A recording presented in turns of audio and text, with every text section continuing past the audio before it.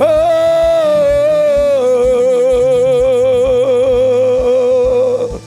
biar kemuliaan-Mu yang memenuhi kehidupan kami. Dan selama kami hidup, kami menyatakan kerajaan Allah dan kehendak Tuhan terjadi di bumi seperti di dalam surga. Roh Kudus, Engkau adalah roh hikmat, pengertian dan wahyu. Aku berdoa Roh Kudus, singkapkan mata kami supaya mata kami melihat pada pagi hari ini.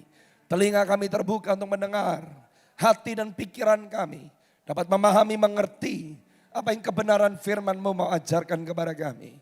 Kami sungguh amat percaya Tuhan, bahwa Engkau sedang mencari mempelai-mempelai yang dipersiapkan untuk kedatangan Tuhan Yesus untuk kali yang kedua. Biar setiap kami tidak menyia-nyiakan hak istimewa yang Tuhan sudah percayakan buat kami. Hari ini kami berdoa biar datang kerajaan-Mu dan jadi kehendak-Mu di dalam dan melalui kehidupan setiap kami seperti di dalam sorga. Sekali lagi angkat tanganmu tinggi-tinggi, katakan terima kasih kepada Tuhan Yesus untuk semua hal yang Dia sudah kerjakan dalam hidupmu, untuk apa yang sedang Dia lakukan dalam hidupmu, untuk apa yang Tuhan akan lakukan dalam hidupmu. Naikkan syukurmu saat ini, angkat suaramu. Shebreko torulumun sabaraka torulumun shibra torulumun se. Oh, diberkatilah namamu Tuhan. Engkau Tuhan yang setia, Tuhan yang tidak pernah meninggalkan kami, tapi Tuhan yang senantiasa menyertai kami. Alkitab berkata, Engkau memegang kami dengan tangan kananmu yang kuat. Tuhan yang sudah memulai pekerjaan yang indah di dalam kehidupan setiap kami. Tuhan setia untuk membawa kami sampai kami tiba ke garis akhir kami. Terpuji namamu Tuhan dari kekal sampai kekal selama-lamanya. Di dalam nama Tuhan Yesus Kristus yang siap untuk menerima kebenaran firman Tuhan. Mari sama-sama dengan saya katakan, berikan tepuk tangan yang paling meriah buat Tuhan Yesus. Katakan praise the Lord. Katakan praise the Lord. Silakan duduk dalam hadirat Tuhan. Selamat pagi, Persekutuan Doa Victory yang ada di kota Surabaya. Sungguh sukacita boleh melayani saudara pada pagi hari ini. Saya memberikan hormat dan salam saya untuk Pastor Eli yang saya tahu beliau belum tiba. Tapi sukacita boleh melayani di Persekutuan Doa Victory di minggu yang telah berlangsung di kota Jakarta, dan hari ini saya boleh melayani saudara semua di kota Surabaya. Saya berdoa firman yang saudara akan tangkap hari ini akan memberkati hidup saudara, memberikan landasan dan fondasi supaya kehidupan saudara dibawa oleh Tuhan dari kemenangan kepada kemenangan. Yang mau katakan amin saudara. Saya akan membuka apa yang saya akan bagikan hari ini dari kitab Yohanes pasal yang pertama. Saya minta dibuka dari ayat yang ke-29 sampai ayat yang ke-34. Saya berdoa kalau saudara dipanggil oleh Tuhan dan dipilih untuk masa dan musim yang seperti ini. Setiap orang percaya harus mengerti dan menyadari bahwa kalau orang-orang hidup di dalam Yesus Kristus, ada rencana rancangan Tuhan yang Tuhan rindukan, itu terjadi dan digenapi di dalam kehidupan saudara. Nah, di kitab Yohanes pasal yang pertama, ayat yang ke-29, ini adalah landasan sebelum nanti saya akan membagikan kepada saudara arti kesuksesan yang benar.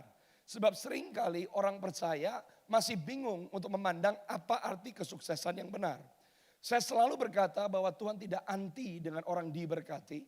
Tuhan tidak anti dengan orang kaya. Tuhan tidak anti dengan orang makmur. Sebab kuasa kebangkitan Kristus merestorasikan yang menjadi identitas setiap manusia. Pada hakikatnya manusia diciptakan menjadi pengelola-pengelola. Hari-hari ini saya menyampaikan setiap orang yang sungguh-sungguh mengalami kebangunan rohani. Saudara bukan hanya cinta untuk datang di persekutuan. Saudara bukan hanya aktif di dalam ibadah-ibadah. Tapi orang-orang yang sungguh-sungguh mengalami kebangunan rohani, maka apa yang dipegang oleh tangan saudara dibuat oleh Tuhan berhasil. Sebab orang percaya diberkati untuk memberkati, Anda ditolong untuk menolong, Anda dimerdekakan untuk memerdekakan. Setiap orang percaya. Saya selalu berkata bahwa miskin dan kaya tidak tergantung dengan apa yang Anda miliki atau Anda tidak miliki. Setiap orang percaya oleh karena Roh Kudusnya, saudara dan saya memanggil Tuhan semesta alam Aba. Kata Aba artinya sumber. Kalau orang percaya setiap orang yang dilahirkan kembali di dalam Yesus Kristus terhubung dengan sumber. Bagaimana orang yang terhubung dengan sumber bisa miskin? Kemiskinan bukan apa yang Anda tidak miliki. Kemiskinan adalah orang yang tidak terhubung dengan sumber. Orang sering berkata Yesus Kristus miskin. Yesus Kristus sama sekali tidak miskin. Kalau dia miskin pelayanannya tidak perlu bendahara. Yesus memiliki seorang bendahara yang bernama Yudas Iskariot. Di kitab Yohanes pasal yang ke-12, waktu Yesus ada di Betania, di rumah Maria. Maria menyekai kaki Yesus dengan rambutnya, memanjatkan minyak narwastu yang mahal. Yudas Iskariot yang adalah bendahara pelayanan Yesus berkata bahwa apa yang dilakukan sama perempuan itu adalah sebuah pemborosan. Yohanes yang menulis kitab Yohanes berkata, Yudas Iskariot berkata demikian bukan karena Yudas Iskariot mencintai fakir miskin, bukan karena Yudas Iskariot peduli dengan uang yang dikeluarkan untuk menyeka kaki Yesus, tapi Yudas memiliki tabiat dan kebiasaan mencuri uang pembendaraan milik pelayanan Tuhan Yesus. Orang yang kaya, Anda lebih cinta jiwa seseorang daripada uang hilang. Orang yang kaya, Yesus lebih peduli jiwa Yudas Iskariot daripada harta yang hilang. Orang yang kaya bukan karena berapa banyaknya uang yang Anda miliki. Orang yang kaya di dalam Tuhan, di tengah krisis Anda nggak panik. Di tengah-tengah masalah Anda tetap bisa punya ketenangan, itu kaya. Tapi orang yang seringkali punya banyak tapi mentalitasnya miskin. Waktu saudara dicurangi oleh seseorang, Anda bisa curang balik, Anda bisa kelojotan, Anda bisa marah-marah, Anda bisa tersinggung. Itu orang yang miskin secara rohani, miskin di dalam jiwa. Tuhan tidak anti dengan berkat dan Tuhan tidak anti dengan kemakmuran. Gaya hidup yang dipilih oleh Tuhan Yesus bukan karena dia tidak memiliki apa yang dia perlukan. Semua yang dia perlukan disediakan oleh Bapaknya. Gaya hidup yang dipilih oleh Tuhan Yesus adalah hikmat marifat. Saudara bisa diberkati, tapi apa yang kamu makan, apa yang kamu pakai, tas apa yang kamu bawa, itu adalah hikmat. Tas kamu gak menunjukkan hargamu loh. Kalau saudara merasa bahwa hargamu ditentukan dengan barang yang ada di badan saudara, engkau miskin mentalitasnya. Yesus gak miskin. Tapi gaya hidup yang dia panggil sepadan dengan panggilan yang dia miliki dari Bapa. Yesus gak anti dengan kekayaan. Tapi dia punya masalah kalau kekayaanmu tidak memiliki nilai kekekalan. Tidak ada orang cari Yesus supaya kamu diberkati. Tidak ada orang berdoa dan beribadah supaya kamu diberkati. Anda mau cepat kaya? Ke Topekong. Dan jangan perlakukan Yesus seperti Topekong. Saudara datang ke rumah Tuhan bukan karena kamu takut dikutuk oleh Tuhan. Kalau Anda takut tidak memberi, Anda takut tidak melayani, Anda takut tidak beribadah, maka Tuhan akan berurusan dengan keuanganmu. Dan kamu jadi miskin karena kamu gak beribadah. Kamu sudah miskin pada hakikatnya. Saudara beribadah, Anda memberi, Anda melayani karena kamu mencintai Tuhan. Makanya orang yang datang ke gereja mencintai Tuhan dengan yang mencintai dirinya sendiri. Bisa kelihatan dengan sikap hati yang dibawa ke rumah Tuhan. Dan Tuhan mau saudara dan saya jadi pengelola-pengelola yang benar. Karena selama kita hidup di bumi, yang dia cari adalah mempelai. Semua orang, kaya, miskin, besar, kecil, punya banyak atau tidak memiliki banyak, mengalami kasih karunia yang namanya kelahiran baru. Semua orang. Oleh karena kasih karunia kita dilahirkan kembali. Tapi untuk menjadi dewasa, supaya bisa memerintah dengan Yesus, itu bukan pemberian. Sebab dibangkitkan dari kematian adalah pemberian. Tapi memutuskan untuk bangkit dan hidup adalah keputusan. Dan Tuhan tidak pernah melihat bahwa upah saudara ditentukan oleh apa yang Anda miliki. Yang menentukan upah saudara dan saya adalah kesetiaan kita mengiring Yesus. Dan semua orang memiliki kesempatan yang sama. Karena setiap orang diberikan kasih karunia. Sebab keselamatanmu bukan upah. Keselamatanmu adalah kasih karunia. Tapi kasih karunia mengkualifikasikan setiap orang percaya kembali untuk mendapatkan upah. Sebelum saya touch Yohanes 1:29, tolong buka Wahyu 22 ayat yang ke-17. Ayat yang ke-12 terlebih dahulu supaya saudara mengerti apa yang saya maksud apa. Makanya hidup ini bukan hanya kesempatan, hidup ini kepercayaan. Orang yang ngalamin kebangunan rohani, keluargamu gak amburadul. Kalau keluargamu amburadul tapi kamu rajin ke gereja, kerohanianmu jomplang. Kalau seorang anak kamu dengar sama orang tuanya tapi ibunya aktif melayani, kerohanianmu palsu. Sebab kebangunan rohani berarti keluargamu kamu bisa bina dengan benar. Bisnismu gak korupsi. Orang yang mengalami kebangunan rohani, bagaimana kamu memperlakukan suami, bagaimana kamu memperlakukan keluarga, berbeda dengan cara hidup dunia. Bukan karena kamu panggil nama Yesus. Enggak. Kebangunan rohani yang sejati adalah perubahan hidup. Makanya Roma 12 ayat 2 berkata dengan jelas, janganlah kamu menjadi serupa dengan dunia ini, tetapi berubahlah oleh pembaruan budimu. Supaya kamu tahu yang baik, yang berkenan, dan yang sempurna. Sesungguhnya aku datang segera dan aku membawa upah. Upah gak rata, upah gak sama. Upah tergantung yang bekerja. Kasih karunia berbeda dengan upah. Kasih karunia tergantung yang memberi. Keselamatan saudara dan saya bukan upah, tapi kasih karunia. Oleh karena kebaikan Tuhan Yesus. Kenapa saudara ditolong? Bukan karena kamu baik, karena dia baik. Kenapa Anda sakit disembuhkan? Karena dia baik, bukan karena kita baik. Kenapa dia Anda memberkati? Bukan karena kita baik, karena dia baik. Saudara melayani Tuhan, Anda memberi, Anda melakukan firman. Bukan karena Anda ketakutan, Anda dihukum oleh Tuhan. Anda melakukannya karena dikasih oleh Tuhan. Tidak ada orang berdoa supaya diberkati. Wrong. Orang berdoa untuk mengenal hati Tuhan. Pelayan Tuhan yang full time pun adalah pekerjaan loh. Saya pengkhotbah, pengkhotbah adalah pekerjaan saya. Pelayanan tuh di hati, pelayanan bukan di sini. Saya dengan saudara yang membedakan kita cuma fungsi, talenta dan karunia. Saya seorang pengkhotbah, saudara seorang pengusaha. Tapi seorang pengkhotbah dan pengusaha harus memerdekakan yang terbelenggu, menyembuhkan yang sakit, memberitakan Injil, menjadi jawaban buat orang-orang yang memerlukan Kristus. Saudara bisa melakukan itu tanpa jadi pendeta. Pelayanan yang sejati itu, seseorang yang dipekerjakan full time sebuah pelayanan, dia ngurus administrasi, dan dia digaji, itu bukan hanya pelayanan, itu pekerjaan. Dan setiap pekerjaan diperlukan tanggung jawab dan keterampilan. Setiap orang yang dikasih pekerjaan harus bisa mempertanggungjawabkan pekerjaannya. Butuh integritas, butuh kejujuran. Pelayanan ada di mana? Di hati. Pendeta maupun pengusaha bisa korupsi. Kalau saya memakai mimbar untuk cari uang, dan saya lebih cari orang kaya, di situ pelayanan saya mulai geser. Setiap orang percaya direstorasikan untuk menjadi pekerja-pekerja yang benar. Sebab manusia ditaruh di bumi bukan asal numpang lewat.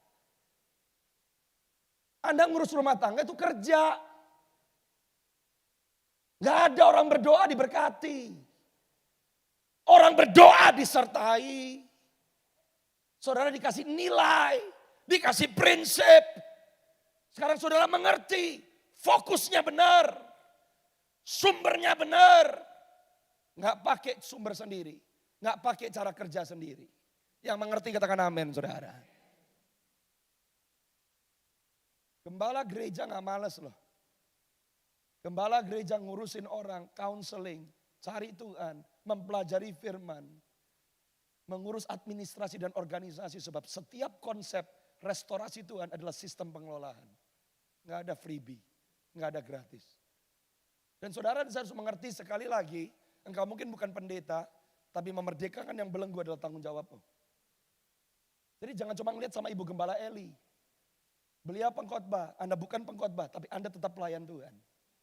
Dan setiap orang percaya yang dewasa, lewat semua aspek hidupmu, entah di 4 tembok gereja atau di luar 4 tembok gereja, Anda tetap harus melakukan mandat Yesus.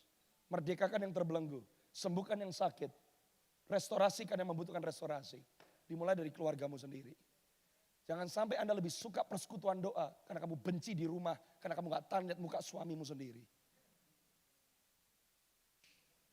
Yang mengerti katakan amin. Ayat yang 17. Sebab roh dan pengantin. Ayat yang 17. Roh dan pengantin. Roh dan pengantin. Mana ayatnya? Setiap orang percaya dijadikan Tuhan pengantin perempuan. Anak kecil gak bisa menikah. Anda sudah lahir baru belum tentu jadi pengantin Kristus. Kenapa Anda perlu dipenuhi Roh Kudus? Roh Kudus gak bikin saudara komat kamit bahasa roh. Dan saudara menggolongkan saudara adalah Kristen Pentakosta karismatik. No. Roh Kudus diberikan mempersiapkan mempelai. Namanya pendamping, penolong, penasehat. Dia yang pimpin saudara kepada kebenaran. Mempelai Kristus melakukan yang Yesus lakukan. Punya hati mempelai agungnya.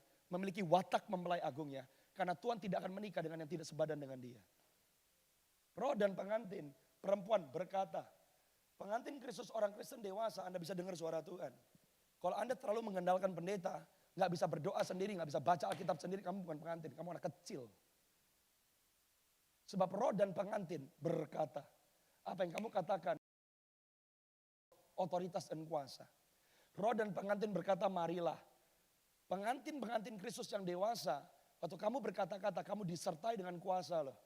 Waktu kamu berkata-kata kepada keluargamu sendiri, keluargamu bisa dengerin.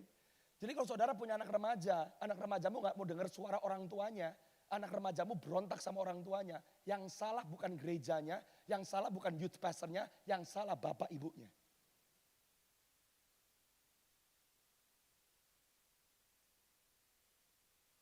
Saya paling sebel orang, pendeta tolong doain anak saya. Kenapa? Anak saya gak mau dengerin saya. Bapaknya bukan saya, bapaknya suamimu, ibunya kamu. Enak bener. Belajar jadi orang Kristen yang bertanggung jawab. Karena kalau saudara benar-benar berjalan dengan Kristus, yang kamu pegang jadi. Dulu Anda gagal, tapi dia bangkitkan kamu.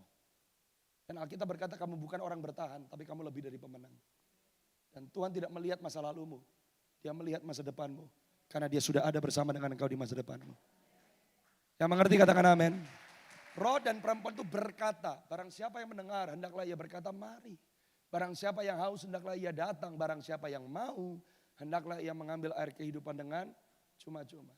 Kenapa Yesus Kristus belum datang kembali untuk kali yang kedua? Kenapa dia belum datang? Surga ke bumi, tolnya macet? Pernah nanya enggak? Saudara kok benar-benar cinta Yesus, nanya dong, Tuhan kenapa engkau belum datang kembali? Pertanyaan yang kayak gitu ditanya. Yang jangan yang ditanya kapan saya kaya lagi. Pernah gak Anda nanya, kenapa engkau belum datang Tuhan? Saya nanya loh. Karena saya rindu mempelai agung saya. Dan jawaban Tuhan adalah, karena aku masih kasih kesempatan untuk mempelaiku mempersiapkan diri. Makanya hidup itu bukan cuma kesempatan, hidup itu kepercayaan.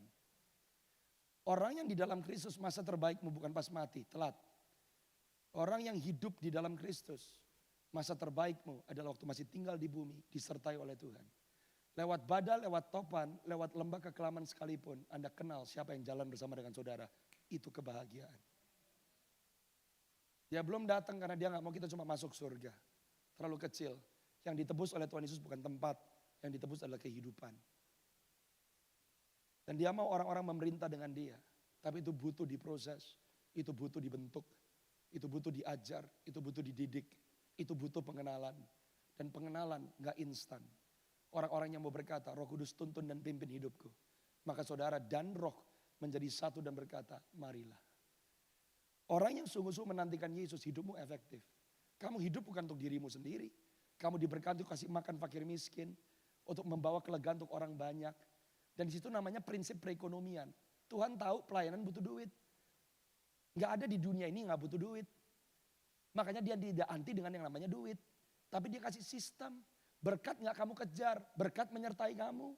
Kalau kamu ngerti tujuannya, kamu gak perlu ngemis. Karena identitasmu anak.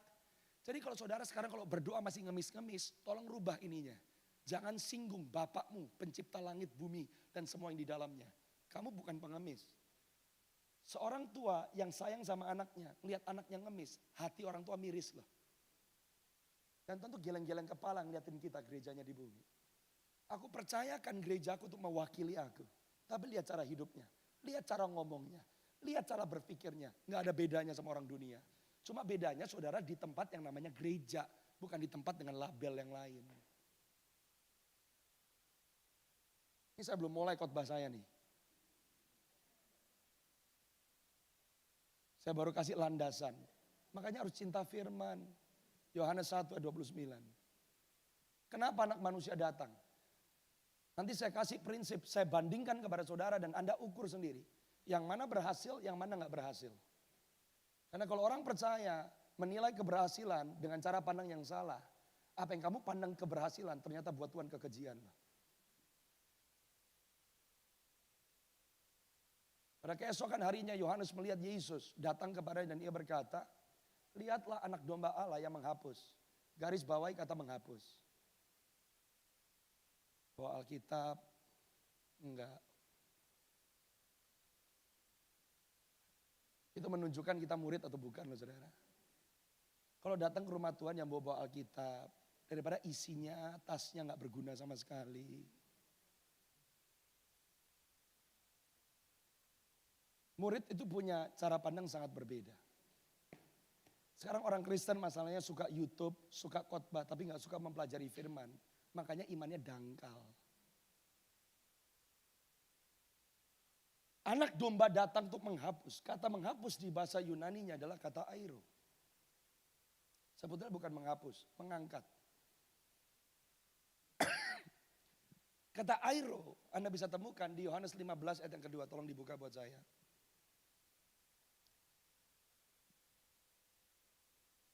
Setiap ranting padaku yang tidak berbuah dipotong. Kata dipotong adalah kata yang sama. Airo. Saudara, ayat ini terjemahan bahasa Indonesia kurang tepat. Sebab jika ini pokok anggur, saya carang.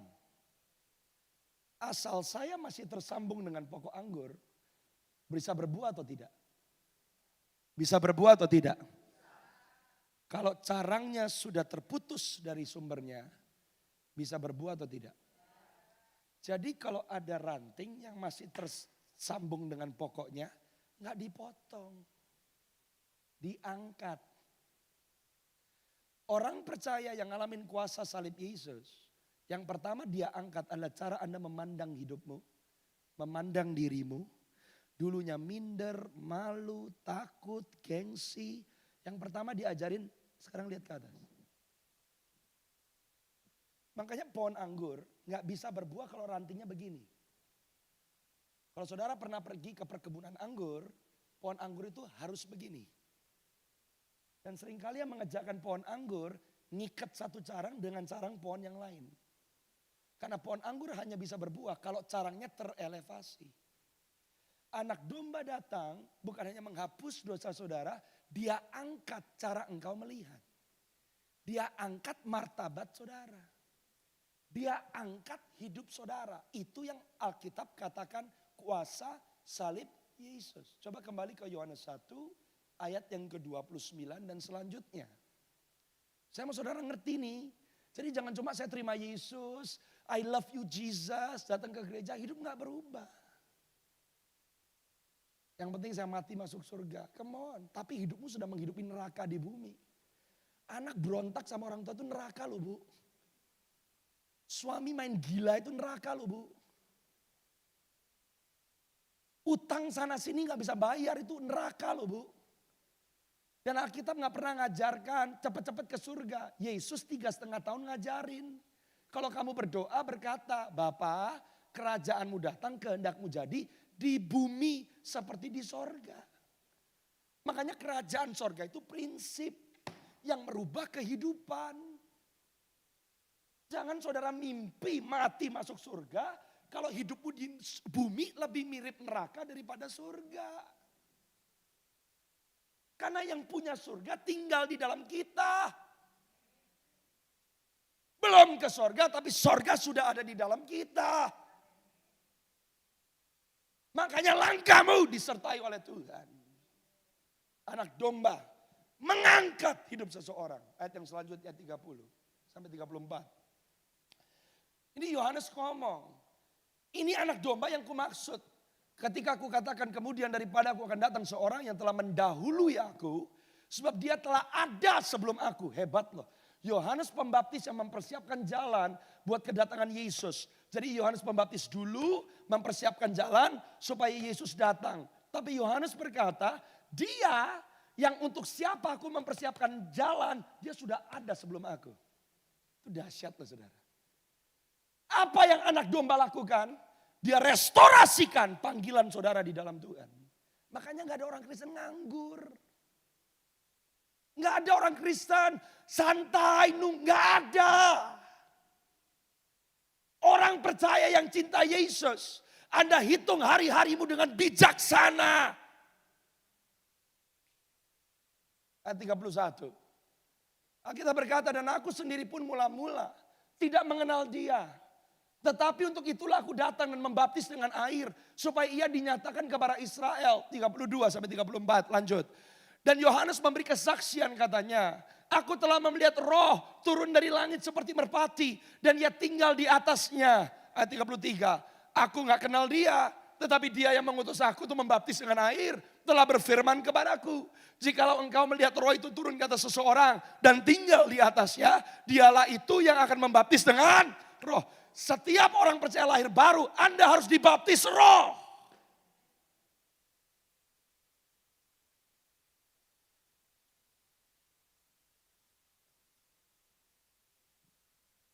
You become one, baptiso, direndam.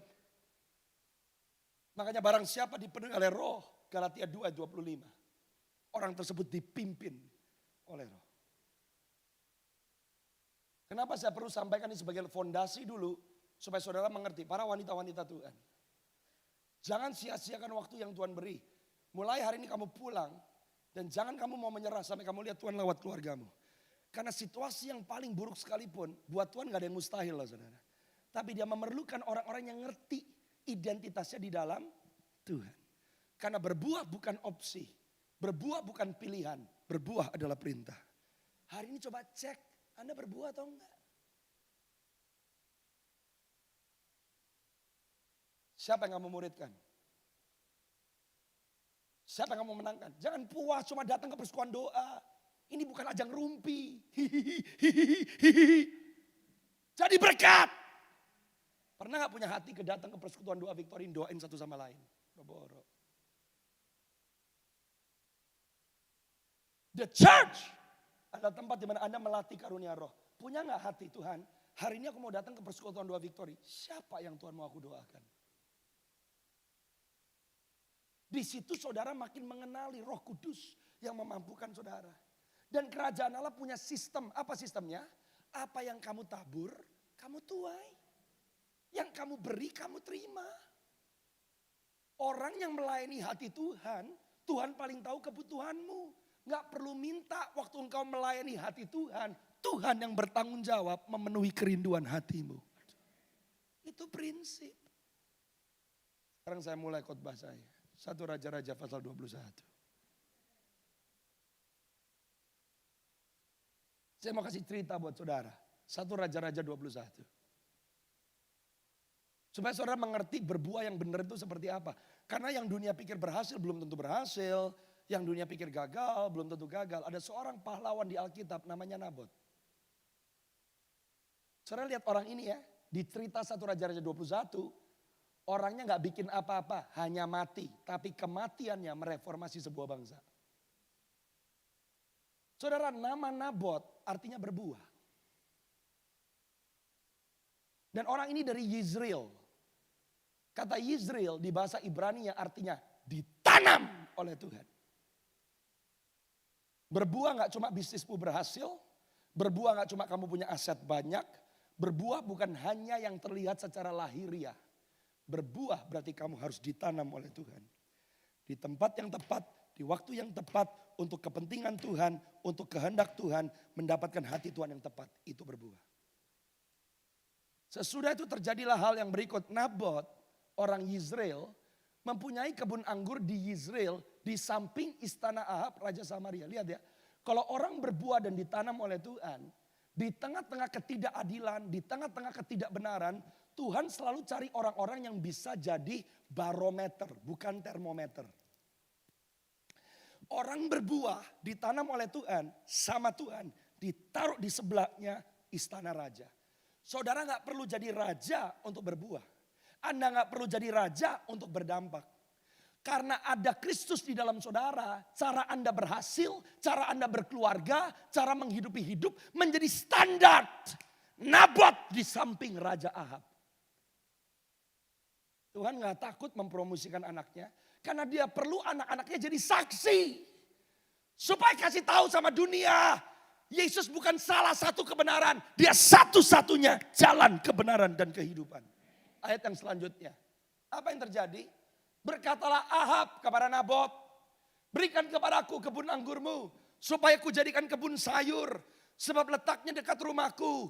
Aku akan memberikan kepadamu kebun anggur yang lebih baik daripada itu sebagai gantinya. Atau jika engkau lebih suka, aku akan membayar harganya kepadamu dengan uang. Lihat ayat yang ketiga. Seorang yang berbuah, seorang yang jadi dampak. Apa yang orang berbuah lakukan? Jawab Nabot kepada Ahab. Dia lagi gak ngomong sama rakyat jelata. Dia ngomong sama orang yang punya power, orang yang punya pengaruh, orang yang punya duit. Kiranya Tuhan menghindarkan aku daripada memberikan milik pusaka nenek moyangku kepadamu. Nomor 1, apa yang sering kali bikin orang gak bisa berbuah? Kompromi.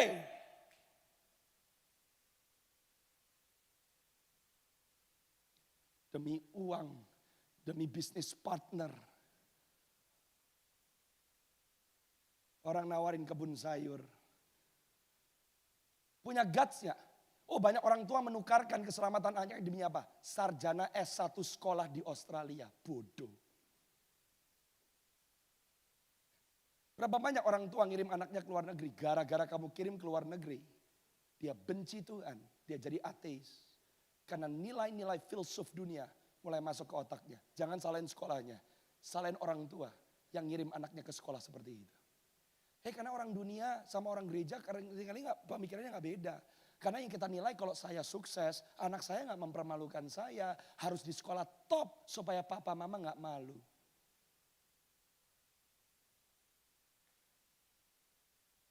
Saya berani berkata, karena saya layani banyak ibu-ibu yang berkata, pastor tolong doakan anak saya, dia gak mau ikut Yesus. Di mana dia? Di luar negeri, tarik balik pulang. Kalau saudara lebih mementingkan kesuksesan jasmaninya daripada kesuksesan rohaninya, bodoh. Orang yang berbuah tahu kalau ada tawaran kompromi untuk dapat promosi lebih, bisnis lebih lancar, dapat cuan, dapat koneksi. Learn to say no.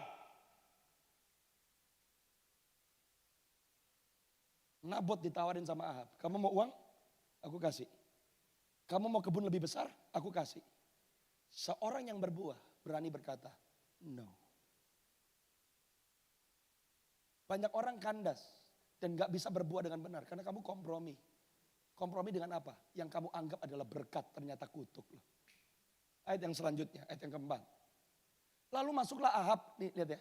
Orang bisa raja, punya posisi, punya kedudukan. Tapi kalau anak kecil ya anak kecil. Apa sih sifat anak kecil? Gak dapat sesuatu rungsing. Lalu masuklah Ahab ke dalam istananya dengan kesal, gusar. Karena perkataan yang dikatakan Nabot orang Israel. Tidak akan kuberikan kepadamu milik pusaka nenek moyangku. Maka berbaringlah ia di tempat tidur. Melungkupkan mukanya dan tidak mau makan. Orang yang kayak anak kecil, attitude-nya kayak anak kecil. Tersinggung dikit, pindah gereja. Tersinggung dikit, gak mau datang persekutuan. Tersinggung dikit. Orang yang tersinggung adalah anak kecil. Orang yang anak kecil, yang Anda tarik siapa? Isabel. Coba ayat yang selanjutnya. Suami kayak begitu, muncullah istri gagah perkasa. Tapi dari neraka bukan dari sorga. Saya mau ngajak, saudara punya suami. Jangan jadi Isabel buat suamimu loh. Gimana jadi Isabel? Dan saudara harus mengerti, kalau Anda gak punya kedewasaan rohani, yang Anda sedang tarik ke dirimu adalah Isabel. Tidak semua orang yang ngertiin perasaan saudara datang dari Tuhan. Seringkali yang mau coba nina bobok saudara, iya ya kamu gak dianggap ya. Oh kamu ditelantarkan ya. Emang persekutuan tuh jelek ya. Jangan pikir lu teman yang lagi ngomong sama kamu, Isabel.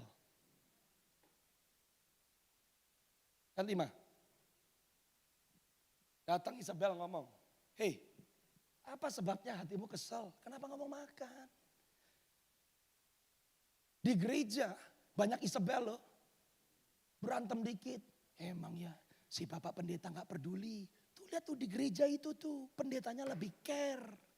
Hati-hati. Either kamu lagi dipengaruhi oleh Isabel atau kamu jadi Isabel. Isabel ngomong, kenapa sih hatimu gusar? Kenapa kamu gak mau makan? Lihat nih ayat yang ke-6. Curcol dengan orang yang salah bisa bikin kamu salah lah. Makanya PD Victory saya mau mengajarkan kepada saudara. Kalau kamu mau jadi anak-anak Tuhan yang berdampak. Di dalam rumah Tuhan ngerti ada batas. Batas apa? Yang namanya gosip, ngomongin orang tidak punya tempat di dalam rumah Tuhan.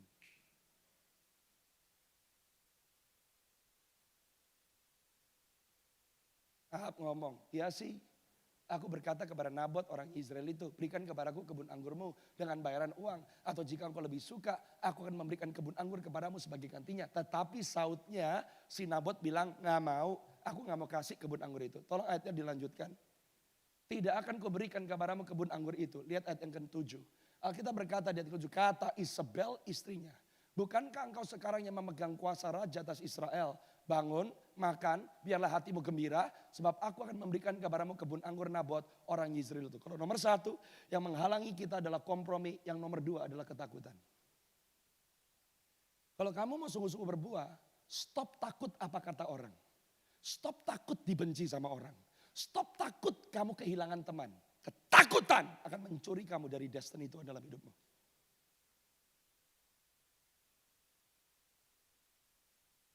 Saya selalu mengajarkan, Alkitab tidak pernah mengajarkan tidak boleh takut. Alkitab tidak pernah mengajarkan tidak bisa takut. Tapi Alkitab berkata jangan takut. Karena untuk tidak takut adalah keputusan dan membutuhkan kedewasaan. Gimana caranya supaya Anda gak takut ditinggal, takut dipermalukan, takut dilukai, takut dikhianati, takut miskin, takut mati. Alkitab mengajarkan takut akan Tuhan adalah permulaan segala hikmat. Orang yang takut akan Tuhan, ketakutan yang lain sirna di bawah takut akan Tuhan. Kenapa banyak orang Kristen masih ketakutan? Takut ditinggal, takut dikhianati, takut miskin, takut mati. Karena kamu lebih cinta hidupmu daripada cinta Tuhan. Nabot ngerti resikonya. Dia berkata tidak kepada Ahab. Karena Ahab adalah raja yang berhak atas hidupnya. Dia tahu resikonya. Dan di akhir zaman, kalau iblis mau nyekik saudara, iblis akan kasih tawaran. Makanya kalau orang Kristen gak mau mati sama ego, saudara dan saya bisa jual Yesus demi ego loh.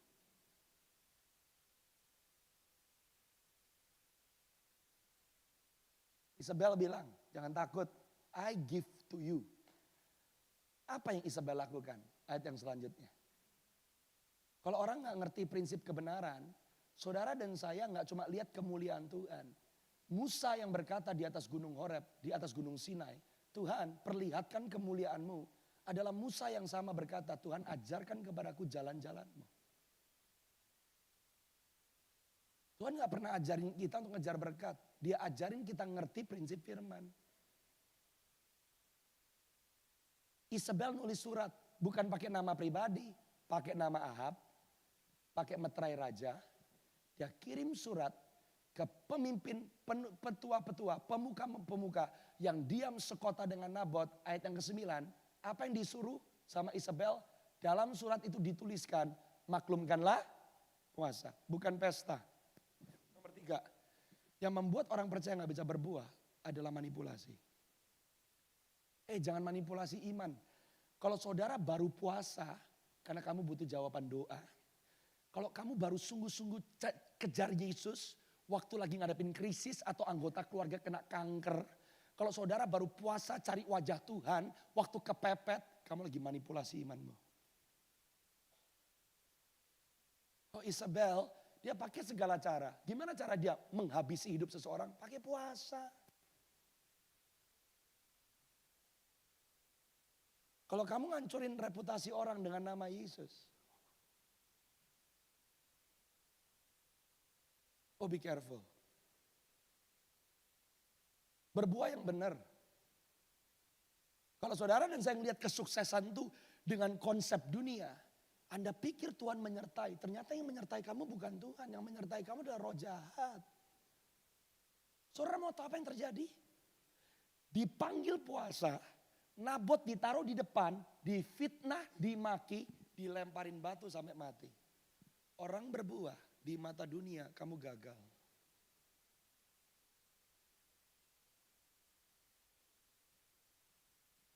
Coba lompat buat saya ke ayat yang ke-12.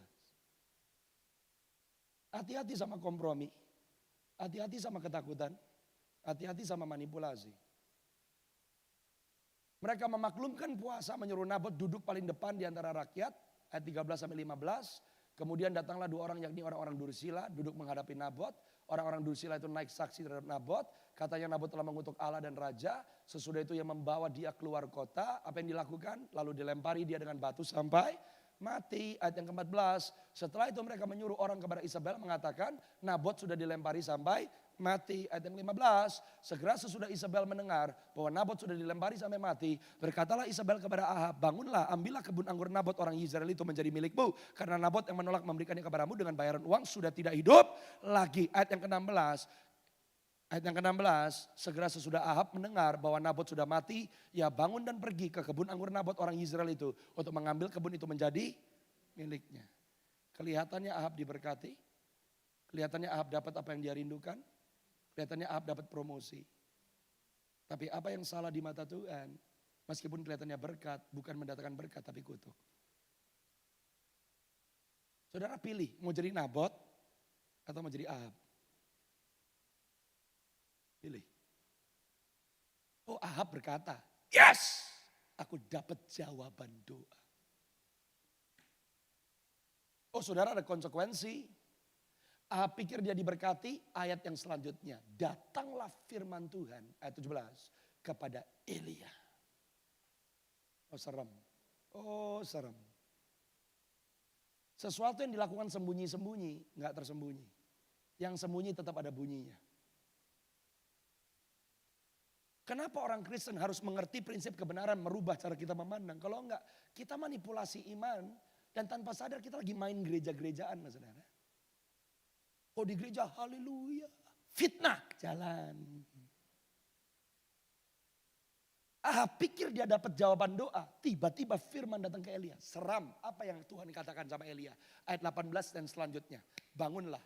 Pergilah menemui Ahab raja Israel yang di Samaria. Sebab ia telah pergi ke kebun anggur Nabot untuk mengambil kebun itu menjadi miliknya. Ayat yang ke-19. Katakan kepada Ahab, demikian firman Tuhan. Engkau telah membunuh serta merampas juga. Katakan pula kepadanya, beginilah firman Tuhan, di tempat anjing telah menjilat darah Nabot, di situ jugalah anjing akan menjilat darahmu. Ayat yang ke-20, kata Ahab kepada Elia, sekarang kau mendapat aku hai musuhku. Jawabnya, memang sekarang kau mendapat engkau, karena engkau sudah memperbudak diri dengan melakukan apa yang jahat di mata Tuhan. Ayat 21, Alkitab berkata, sesungguhnya aku akan mendatangkan malapetaka kepadamu, aku akan menyapu engkau, melenyapkan setiap orang laki dari keluarga Ahab, baik yang tinggi maupun yang rendah, kedudukannya di Israel. Apa yang kamu tabur selalu kamu tuai. Kalau kamu gak tuai di generasimu, anak dan cucumu akan tuai.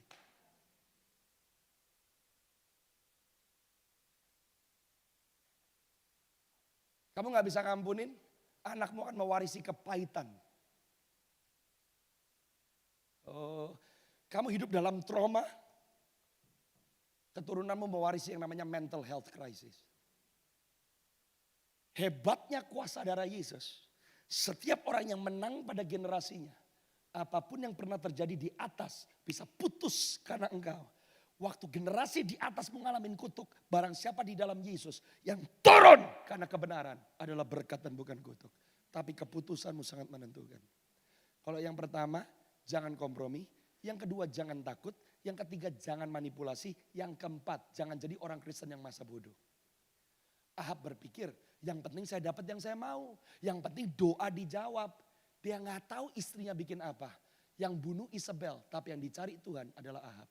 Saudara gak bisa bilang, saya begini karena suami, saya begini karena pendeta, saya begini karena papa, saya begini karena mama, saya begini karena teman. Setiap orang percaya kamu bertanggung jawab untuk hidupmu sendiri.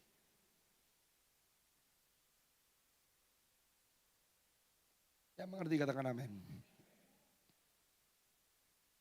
Yang melakukan kejahatan Isabel yang dicari Tuhan adalah Ahab. Hari ini saya mau berdoa, kalau saudara masa bodoh, kamu gak mau tahuan, dan saudara main jadi korban, saya begini karena suami, saya begini karena bapak, saya begini karena dia. Jadi karena saya diperlakukan gak adil, saya berhak seperti ini. No. Karena barang siapa dimerdekakan oleh anak benar-benar merdeka. Itu Alkitab. Saudara, hari ini saya mau mengajak saudara melihat kesuksesan itu apa. Kamu Ahab atau kamu Nabot? Seorang Nabot yang tidak melakukan apa-apa, hanya memperjuangkan dan mempertahankan iman. Penghakiman turun atas keluarga yang menghancurkan Israel. Tuhan menghukum, menghardik dan mencabut Ahab, Isabel dan keturunan Ahab. Lewat siapa? Lewat satu orang kecil yang mempertahankan, memperjuangkan imannya. Bodoh di mata dunia, tapi mulia di hadapan surga. Anda pilih.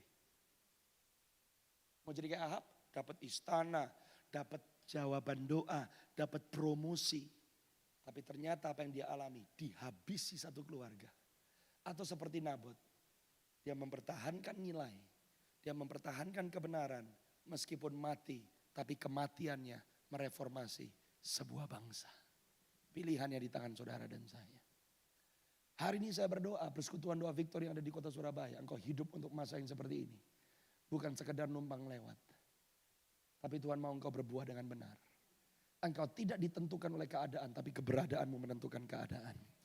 Karena ada engkau, apa yang dicuri oleh iblis harus kembali ke tanganmu. Karena ada saudara, keluargamu yang berantakan, Tuhan sanggup untuk memulihkan. Asal ada orang percaya yang memilih untuk tidak kompromi, tidak hidup dalam ketakutan, gak memanipulasi kekristenan, dan gak hidup masa bodoh. Tapi berkata, bukan kehendakku, tapi kehendakmu. Sadar gak saudara? Manusia pertama jatuh ke dalam dosa di taman yang namanya Eden. Karena Adam lebih memilih kehendak pribadi daripada kehendak Tuhan. Adam yang kedua datang dan dia menang di taman yang namanya Getsemani. Kenapa dia menang? Dia memilih kehendak Bapa lebih daripada kehendaknya sendiri. Itu kuasa kebangkitan Kristus. Yang mengerti katakan amin. Engkau diciptakan Tuhan Nggak cuma untuk bertobat terima Yesus. Tapi untuk mengenal Yesus. Menjadi rekan sekerjanya. Melakukan kehendak Bapa. Supaya nanti di perjamuan kawin anak domba. Saudara dan saya bukan cuma penghuni sorga. Tapi orang-orang yang memerintah bersama dengan Tuhan Yesus selama-lamanya. Yang mau katakan amin? Yang mau katakan amin? Pilih hari ini kesuksesan yang kau mau kejar. Sukses di mata Tuhan atau sukses di mata dunia. Tapi saya berdoa, saudara dan saya seperti Nabot. Berbuah, ditanam oleh Tuhan, mempertahankan iman. Karena ada hidup saudara, maka hidup orang lain diubahkan.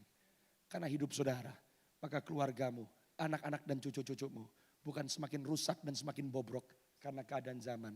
Tapi anak-anak dan cucu-cucumu mengasihi Yesus, perkasa di bumi, mempermuliakan nama Tuhan. Amin. Mari berdiri semua dalam hadirat Tuhan. Haleluya. Tundukkan kepala. Ambil waktu, tolong refleksi. Pilih hari ini, kamu mau jadi Nabot atau kamu mau jadi Ahab? Pilih hari ini. Apa yang engkau anggap kesuksesan? Apa yang engkau anggap keberhasilan? Maukah engkau berkata, Tuhan, aku gak mau kompromi. Aku gak mau diikat dengan ketakutan. Aku gak mau manipulasi iman. Aku gak mau cuek dan masa bodoh. Tundukkan kepalamu, masing-masing berurusan dengan Tuhan.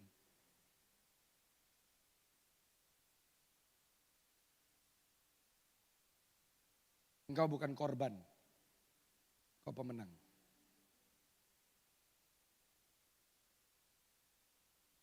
Talk to God. Katakan aku mau berbuah Tuhan. Sungguh-sungguh aku mau berbuah. Untuk mengikut Yesus dengan benar.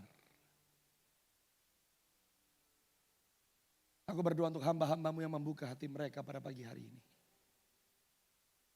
Roh Kudus, engkau ada di dalam kami. Urapi setiap kami. Bangkitkan roh kami Tuhan.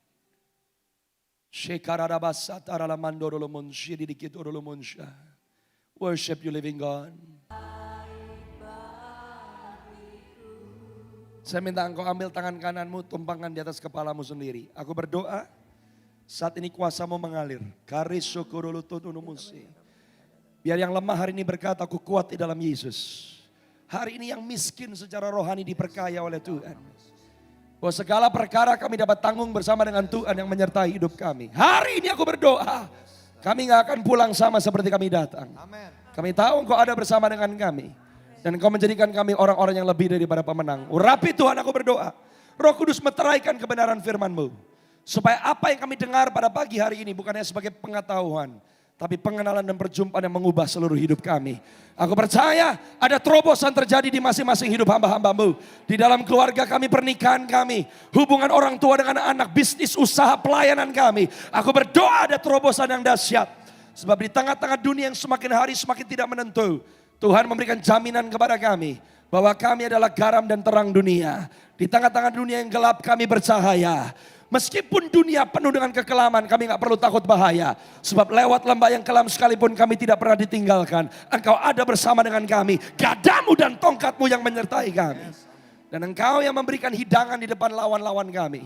Engkau yang mengurapi kepala kami dengan minyak. Hingga piala kami penuh melimpah. Terima kasih ya Bapa, ada jaminan, ada janji di dalam Kristus. Dan Kau Tuhan yang tidak pernah ingkar janji. Aku berdoa berkati Pastor Eli, berkati persekutuan Victory. Dimanapun persekutuan doa ini ada, aku berdoa. Banyak wanita-wanita akan ditransformasi. Rencana Allah digenapi. Wilayah-wilayah dimenangkan bagi hormat dan kemuliaan nama Tuhan. Dan aku berdoa akan bangkit sekelompok wanita-wanita yang disiapkan jadi mempelai-mempelai Kristus. Yang disertai dengan kuasa dan otoritas. Seperti para wanita yang berjumpa dengan kubur Yesus yang kosong. Mereka pergi dan menjadi penginjil-penginjil. Rasul bagi para rasul. Dan aku berdoa Tuhan, apapun yang mereka pernah alami, hari ini biar mereka mengerti. Bahwa mereka tidak didikte oleh masa lalu mereka. Tapi ada masa depan yang menanti mereka. Biar rencana rancangan-Mu digenapi dalam kehidupan setiap kami. Kerajaan-Mu datang ya Tuhan. kehendak-Mu yang jadi di bumi seperti di dalam sorga. Terima kasih ya Bapa, di dalam nama Tuhan Yesus yang percaya diberkati dan siap melangkah bersama dengan Tuhan. Mari sama-sama dengan saya katakan, Tuhan Yesus memberkati saudara.